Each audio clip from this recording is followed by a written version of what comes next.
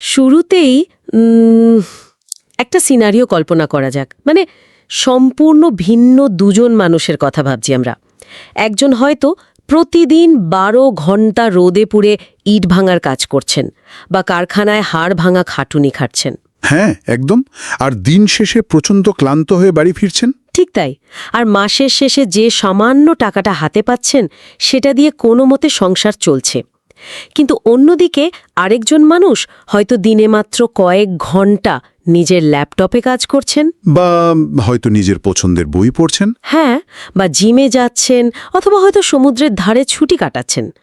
অথচ মাস শেষে প্রথম মানুষটির চেয়ে তিনি 1000 গুণ বেশি আয় করছেন। এই দৃশ্যটা চোখের সামনে ভাসলে স্বাভাবিকভাবে একটা খটকা লাগে আমাদের মনে। খটকা লাগাটাই স্বাভাবিক, কারণ ছোটবেলা থেকে আমাদের মগজে একটা বিষয় খুব ভালোভাবে গেঁথে দেওয়া হয়েছে। ওই যে কঠোর পরিশ্রমই সাফল্যের একমাত্র চাবিকাঠি। একদম তাই। কিন্তু সেটা যদি পুরোপুরি সত্যি হতো, তাহলে তো ওই ইট ভাঙা শ্রমিক বা কারখানার দিনমজুররাই পৃথিবীর সবচেয়ে ধনী মানুষ হতেন, তাই না? তা তো বটে, কিন্তু বাস্তব তো সেটা বলছে না। না, বলছে না। তার মানে অঙ্কের হিসাবে কোথাও একটা বড় ধরনের বড় মিল আছে। আর অঙ্কের এই গরমিলটাই আসলে পুরো আর্থসামাজিক কাঠামোর সবচেয়ে বড় ধাঁধা।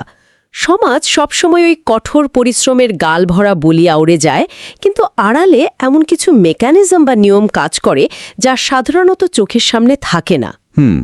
ঠিক বলেছেন। আর আজকে আমাদের এই গভীর বিশ্লেষণে বা ডিপ ডাইভে আমরা ঠিক সেই জায়গাটাতেই আঘাত করতে যাচ্ছি। আমাদের হাতে থাকা সোর্স মেটেরিয়াল, যার শিরোনাম হল the hidden rules of the rich, lazy millionaire mindset. এই ভিডিও স্ক্রিপ্টের নোটস ধরে আজ আমরা এগোবো। আর আমাদের উদ্দেশ্য একটাই, ধনীদের ওই লুকানো নিয়মগুলো, মানে হিডেন রুলসগুলো ডিকোড করা। সোর্স মেটেরিয়াল একদম শুরুতেই কিন্তু প্রচলিত ধারণার মূলে কুঠারাঘাত করেছে। হ্যাঁ, চলুন বিষয়টা একটু খুলে বলা যাক। সেখানে বলা হচ্ছে, শুধু গাদার মতো খেটে যাওয়াটাই সম্পদশালী হওয়ার রাস্তা নয়, বরং বিষয়টা হলো সাধারণ মানুষ এবং ধনী মানুষের চূড়ান্ত লক্ষ্যটাই একেবারে আলাদা। আর এই লক্ষ্যের পার্থক্যটা আসলে কোথায়, সেটা সোর্সের প্রথম রুল থেকেই খুব পরিষ্কার হয়ে যায়। সাধারণ মানুষ দৌড়ায় টাকার পেছনে, অর্থাৎ মানি, আর ধনী মানুষ তৈরি করে সম্পদ, অর্থাৎ ওয়েলথ। এই দুটোর মধ্যে কিন্তু একটা বিশাল তফাৎ আছে, অনেক বড় তফাৎ। সোর্স খুব স্পষ্টভাবে বলছে টাকা বা মানি শেষ হয়ে যায়, কিন্তু সম্পদ বা ওয়েলথ কাজ করে যায়। আমরা যদি সাধারণ চাকরিজীবী বা দিনমজুরের কথা ভাবি, তারা মূলত টাকার জন্যই কাজ করে। তারা আসলে তাদের জীবনের সবচেয়ে মূল্যবান জিনিস, অর্থাৎ সময় এবং শ্রম বিক্রি করে একটা নির্দিষ্ট পারিশ্রমিক পায়। ঠিক। যেদিন তাদের শরীরে জোর থাকবে না বা যেদিন তারা কাজে যেতে পারবে না, সেদিন তাদের আয়ও একেবারে শূন্য হয়ে যাবে। কিন্তু ধনীদের মেকানিজমটা সম্পূর্ণ ভিন্ন। তারা টাকাকে নিজের জন্য কাজে লাগায়, যাকে সোর্সে বলা হয়েছে make money work for you. এখানে সবচেয়ে আকর্ষণীয় বিষয়টা হলো এই টাকাকে কাজে লাগানোর পেছনের মেকানিজমটা। এটা একটু তলিয়ে দেখা দরকার। একজন মানুষ যখন টাকার জন্য কাজ করে, তখন তার আয়ের গ্রাফটা হয় সরল রৈখিক, মানে লিনিয়ার গ্রাফ, তাই তো? হ্যাঁ, লিনিয়ার। অর্থাৎ 8 ঘন্টা কাজ করলে 8 ঘন্টার টাকা, 10 ঘন্টা কাজ করলে 10 ঘন্টার টাকা। মানুষের দিনের দৈর্ঘ্য যেহেতু 24 ঘন্টা, তাই তার আয়ের একটা সর্বোচ্চ সীমা বা সিলিং থাকাটা অবধারিত। ও আচ্ছা, একটা লিমিট থাকছেই। একদম। কিন্তু যখন কেউ সম্পদ বা ওয়েলথ তৈরি করার দিকে মন দেয়, সেটা হতে পারে কোনো ব্যবসা দাঁড় করানো, শেয়ার বাজারে ইনভেস্ট করা, রিয়েল এস্টেট কেনা, বা কোনো ডিজিটাল প্রোডাক্ট তৈরি করা। হ্যাঁ, ডিজিটাল প্রোডাক্ট তৈরি করা। তখন সে আসলে এমন একটা সিস্টেম বা ইঞ্জিন তৈরি করে, যেটা চালানোর জন্য তাকে সারাক্ষণ সেখানে উপস্থিত থাকতে হয় না। তার মানে মানুষটি যখন ঘুমাচ্ছে, তখনও ওই ইঞ্জিনটা তার জন্য আয় তৈরি করে যাচ্ছে। ঠিক তাই। বিষয়টা আরও সহজে বোঝার জন্য একটা দারুণ রূপক বা অ্যানালজি ব্যবহার করা যেতে পারে। হ্যাঁ, বলুন। আর মতো পিপাসা পেলে নদী বা পুকুরে যেতে হবে, বালতি ভরে জল আনতে হবে, আর সেই জল খেতে হবে। বালতি যত বড়ই হোক না কেন, জল ব্যবহার করতে থাকলে একসময় সেটা ফুরিয়ে যাবেই। একদম। তখন আবার নদী পর্যন্ত হেঁটে যাওয়ার ওই পরিশ্রমটা করতে হবে।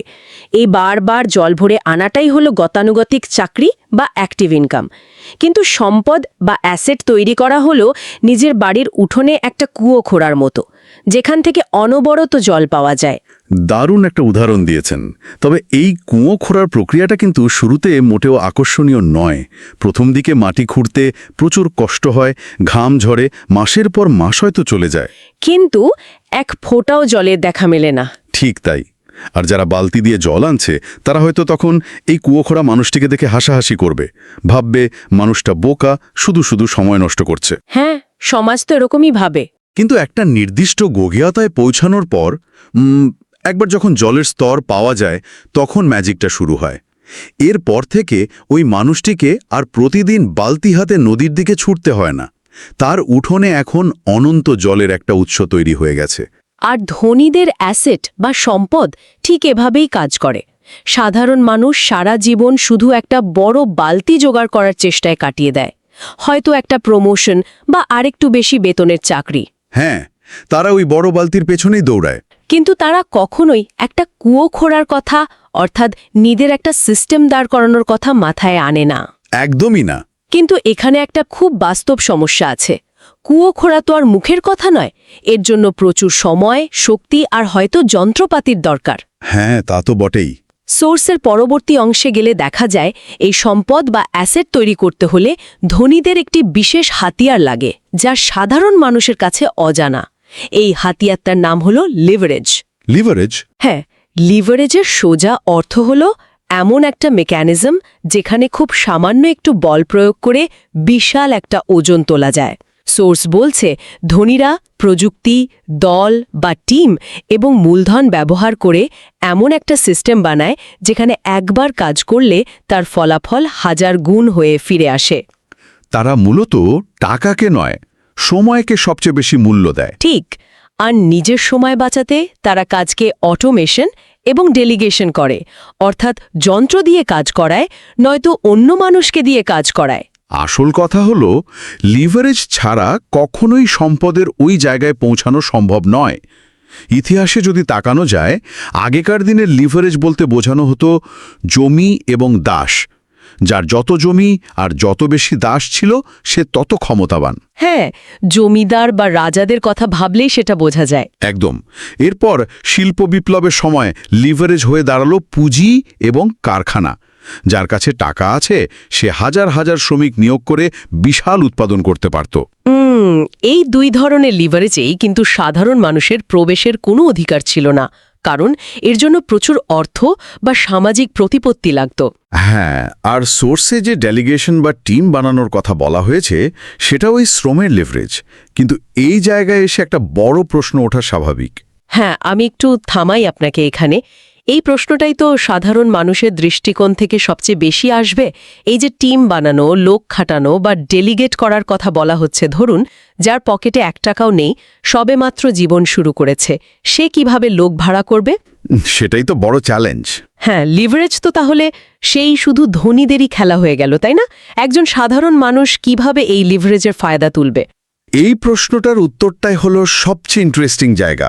কারণ আজকের পৃথিবীতে লিভারেজের সংজ্ঞাটা পুরোপুরি বদলে গেছে।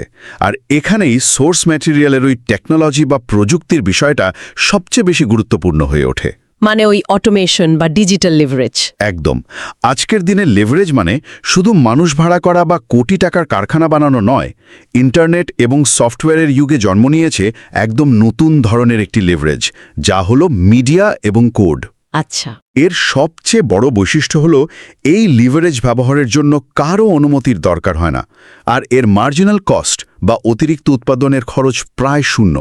এই শূন্য খরচের বিষয়টা আরেকটু ভেঙে বলা দরকার, যারা শুনছেন তাদের বুঝতে সুবিধা হবে। আচ্ছা, ধরুন একজন মানুষ কোনো একটা অফিসে গ্রাফিক ডিজাইনারের কাজ করে। সে সারা দিন খেটে একটা পোস্টার বানালে একটাই পারিশ্রমিক পায়। হ্যাঁ, একবার কাজ, একবার টাকা। কিন্তু সে যদি নিজের সময় বের করে এমন একটা সুন্দর ডিজাইন টেমপ্লেট বানায় এবং সেটা ইন্টারনেটে বিক্রির জন্য তুলে দেয়, তাহলে কি ঘটবে? ওই টেমপ্লেটটা একবার বানাতে তার হয়তো 10 ঘন্টা সময় লেগেছিল, কিন্তু এখন ইন্টারনেটের মাধ্যমে সেটা 10 জন, 100 জন, এমনকি 1 লাখ মানুষও কিনতে পারে। ও আচ্ছা, বুঝতে পেরেছি। প্রথমবার বানানোর পর দ্বিতীয়বার ওই জিনিসটা তৈরি করতে তার আর কোনো অতিরিক্ত সময় বা টাকা খরচ হচ্ছে না। একটা সফটওয়্যার বা একটা ভিডিও যখন কাজ করে তখন সেটা কোনো মানুষের মতো 8 ঘন্টা পর ক্লান্ত হয়ে পড়ে না।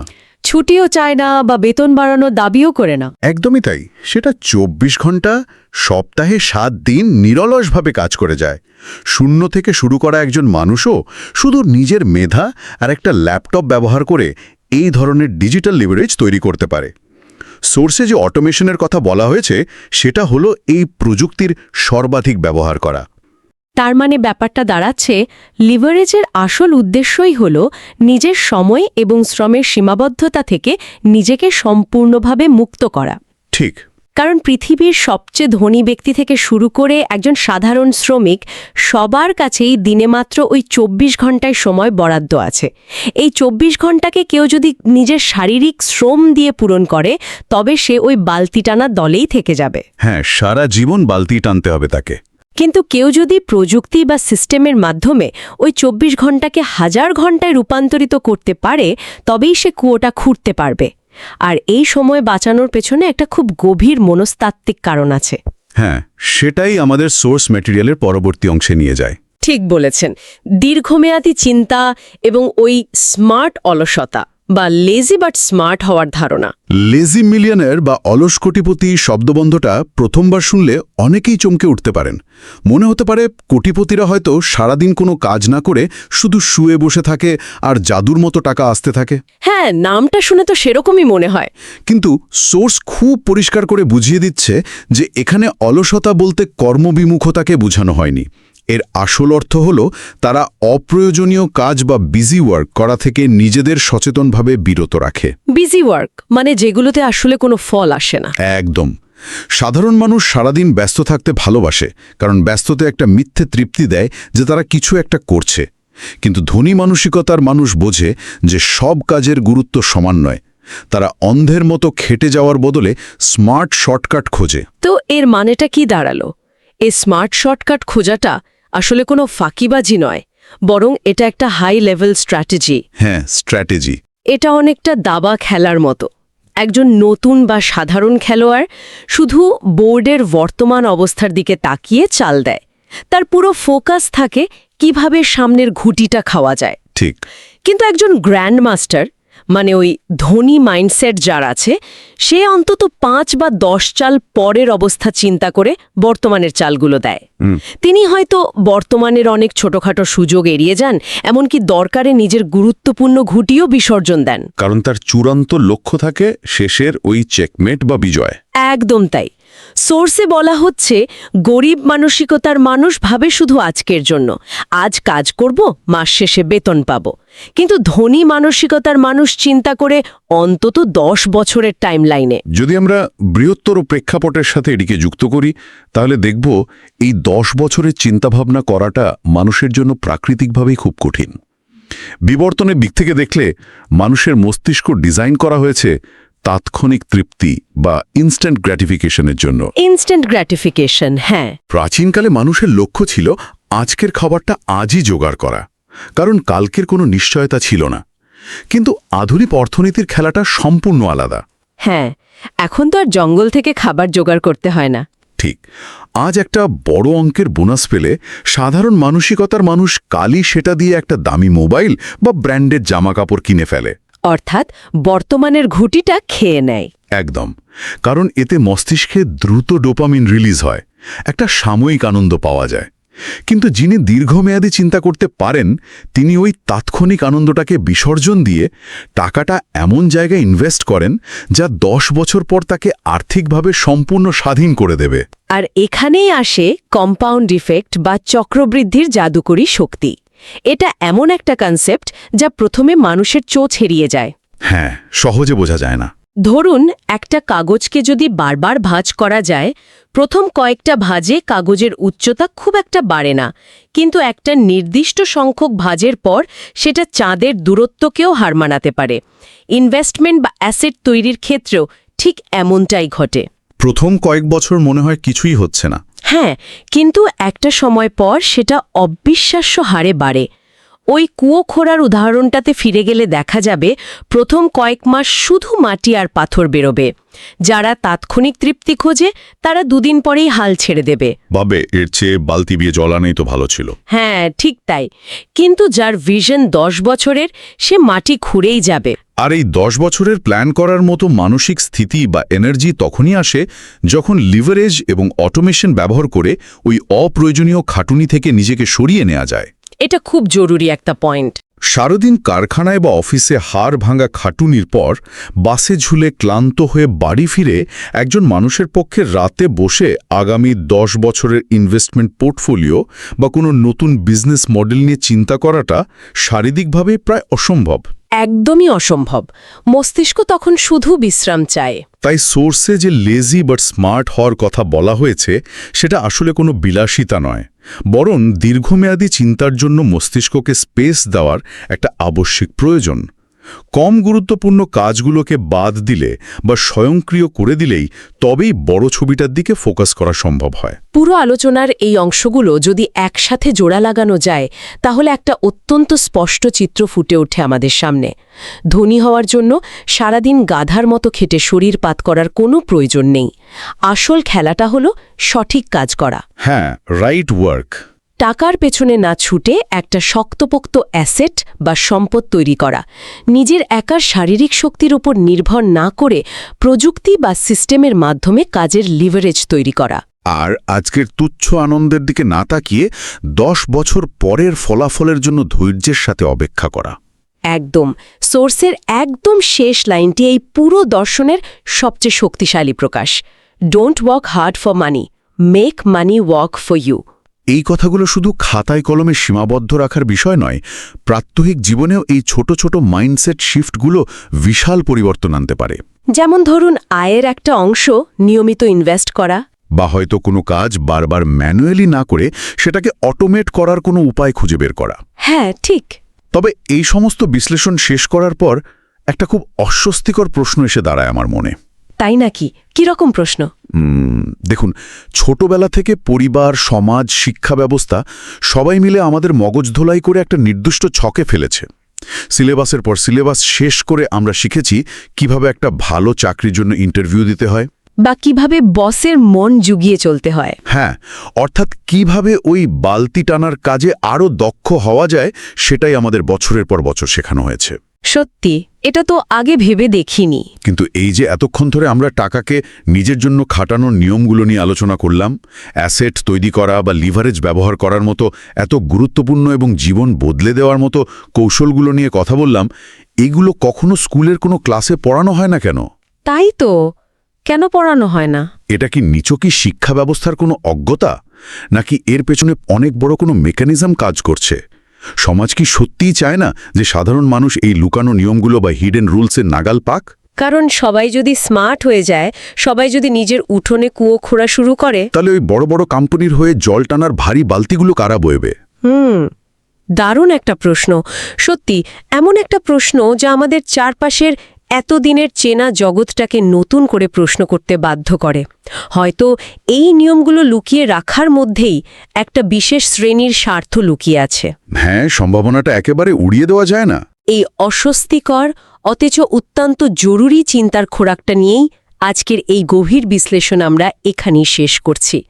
যারা এতক্ষণ ধরে এই আলোচনা শুনলেন, এই প্রশ্নটাই হয়তো তাদের জন্য সম্পূর্ণ নতুন কোনো দৃষ্টিভঙ্গির দরজা খুলে দেবে। আজ এ পর্যন্তই। আগামীতে আবারও এরকম কোনো চিন্তার জগৎ নাড়িয়ে দেওয়া বিষয় নিয়ে বিশ্লেষণ করা হবে।